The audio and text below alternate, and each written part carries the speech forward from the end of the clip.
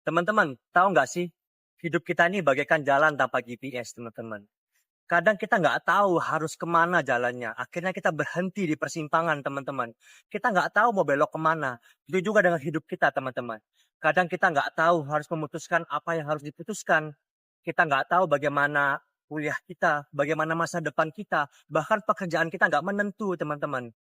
Kehidupan Tuhan Yesus selama 30 tahun, dia memulai hidupnya dari umur 12 tahun sampai 30 tahun dia belajar, teman-teman.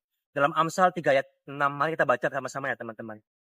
Amsal 3 ayat 6 berkata, akuilah dia dalam segala lakumu, maka ia akan meluruskan jalanmu, teman-teman.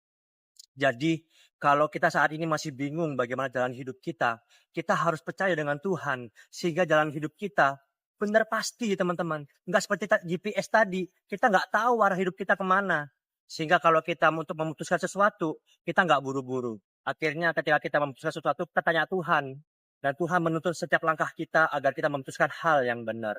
Jadi ingat teman-teman, jika kita saat ini masih bingung untuk memutuskan satu hal, ingat Tuhan selalu menuntun kita dalam segala hal. Untuk itu teman-teman, jangan keburu-buru untuk memutuskan masa depan kita atau hal-hal yang harus kita putuskan. Tanya Tuhan terlebih dahulu.